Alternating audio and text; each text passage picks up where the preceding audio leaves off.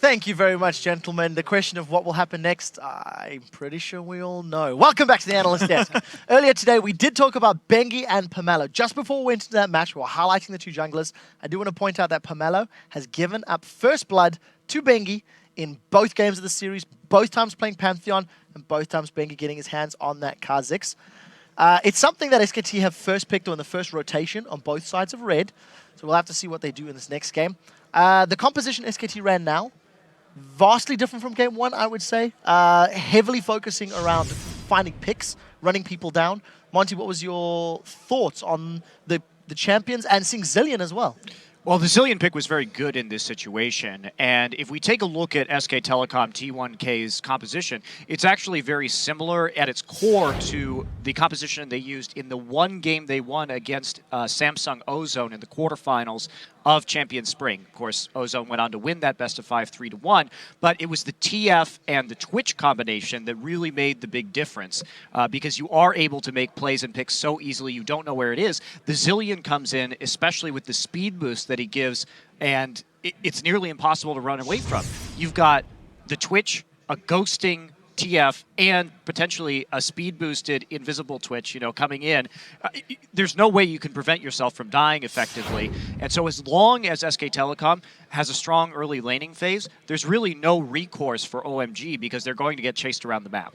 And we really saw the difference, from teams here. Also, last game, SKT had the late game comp. They took it easy early game. OMG was in the game, actually got a lot of kills. This time around, when there was a strong early game comp here and strong pick comp from SKT, OMG had absolutely no chance. And that's what we saw. And to be fair, if SKT can just pick the same thing again here, obviously now they're on blue side, so they can't do the same thing where they give you one of the strong picks and take two of them. So possibly banning away the Kha'Zix or Twitch, but we'll see. It almost felt like SKT was a little less serious here. If you have a Zilean support and he's allowed to go Spell Thieves into tier, first two items, and then survive. Yeah. And while I agree with what the Zilean offered, but then in my mind, Karma does exactly the same and is way more conventional and offers even better poke early. So I think it doesn't matter what Pumandu would have picked. The cornerstones of those composition really was like the TF Twitch, and then just the way they played it out. They just played it smarter. And every game we've seen so far, OMG keeps tunnel visioning on these kills, but they don't calculate in what am I going to do with this kill. Am I going to get an objective off the back of that one? No, we're just going to go keep killing, and then we'll look around. Can we get something? Yeah, there's a tower, but somebody's on battle lane, so let's go kill that guy instead. Not thinking far enough ahead. Yeah, I want to actually respond to your point real quick, because it seems like the way that the Chinese teams are playing actually is they'll just get kills when there's kills to power up their individual members, because the objectives they play for are timed on the map. It's a blue buffs and dragons. Okay, yes, they could get turrets, and I think that's actually correct that OMG could look for turrets more often, but the objective these guys go for is, well, we're timing our cooldowns based off of dragon respawn or blue buff respawn, and that's the objective gameplay they go for. And then you were talking about the comps playing out properly, and there was so much focus placed on the mid lane and getting Faker ahead that, TF gets to go roam for free, right? They already bolster the source of the global, and Faker can do everything he wants. Yeah, not only that, just to talk about the Zilean pick a little bit more, if you know that OMG is going to be going after these kills, and you've got a couple of globals on the side of SK Telecom, yeah, Karma's great. Of course, you can disengage with the speed, but part of that, too, is that you can instantly revive somebody if the Pantheon comes in, and then the double globals will come in and turn the tables while that person revives. So I think there is actually a very interesting logic to picking the Zilean against the playstyle of OMG. So I want to talk a little bit more about some of OMG's players. Let's start with Xiang. On champions like Ziggs and Syndra, he is mechanically equal on par with Faker, I would say, at that level of control on those specific champions. However, when we've seen him on Lulu, for example, I'm thoroughly uninspired. He doesn't have anywhere near the same level of impact. Of course, yes, Lulu's not the same level of play. You don't have as many options to make plays.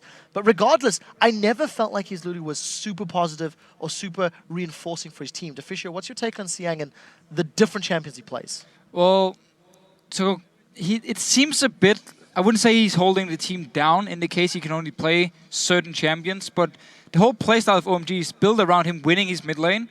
And for him, when he wins the mid lane, they can then go into the enemy jungle, they can set up picks, whatever they want, go for objectives.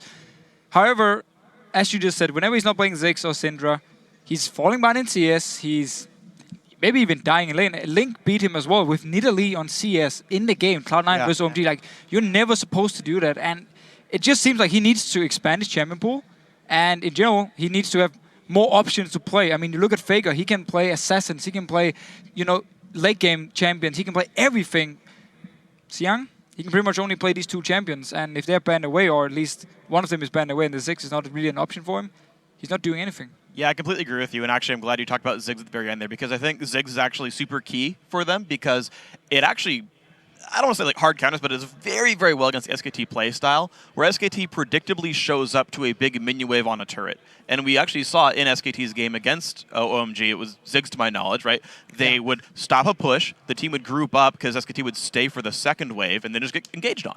And that was something that worked reliably well for OMG in that game. They nearly won that back in the group stage. So I do want to see Ziggs actually come in. That's actually my expectation here in Game 3. But also, again, I want to bounce off you and say, yeah, I would like to see Xiang pick up another fighting-type mid laner, someone that just is a damage focus, because that seems to be the high-impact champions that work for the team. Aside from picks and strategy, I just wonder what the morale is like now for OMG, because they've been very successful within their league. They've played it the same style over and over, and they've been successful in doing so.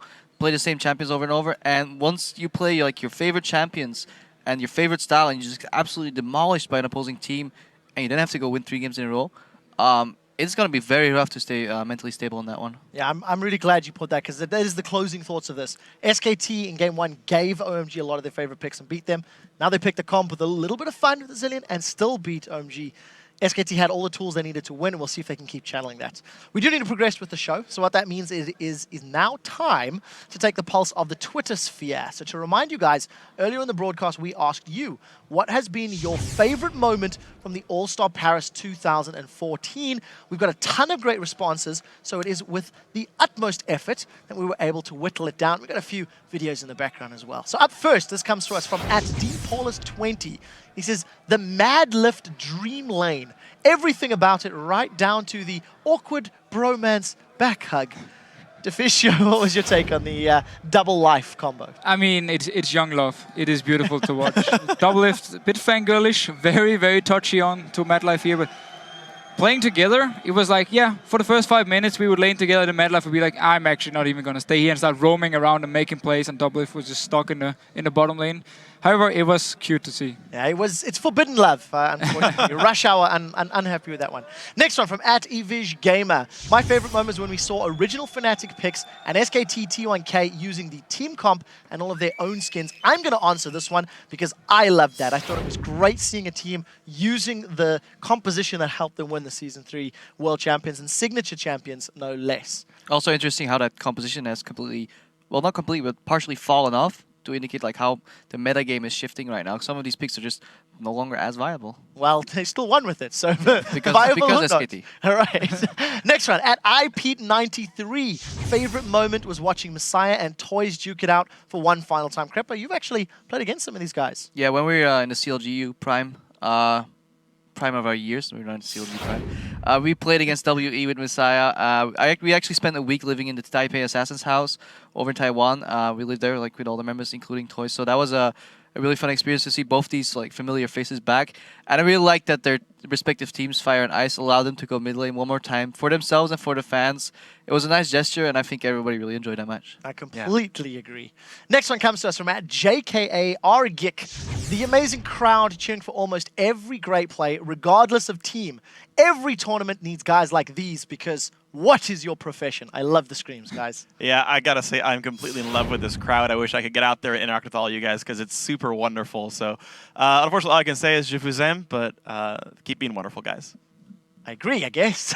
Next one from @RezaMD. Seeing how happy Cloud9 were to get crushed by SKT T1 K was awesome. It shows just how much they appreciate good competition.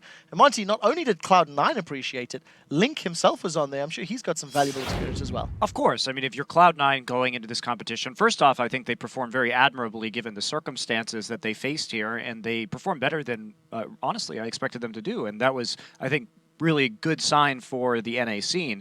But if you're Cloud9, if you've been so dominant in North America, how do you get to that next level? How do you reach the next, growth in your team's strategy and your team's play? And the only way to do that is to play against teams that are better than you. And so I think for a lot of the members of Cloud9, this was great because you can learn so much from not only the games that we saw on stage, but from all the scrims that happened as well, talking to the other players. They are coming back with a wealth of knowledge. Well, we'll see how they can implement that. I believe the final tweet comes to us from @Shronyboy. He says, seeing Froggen on Anivia once again and totally rocking the show brought back so many memories. I think it was awesome. It was great seeing Froggen. Went unkilled, got 20 stacks on that Soul Stealer.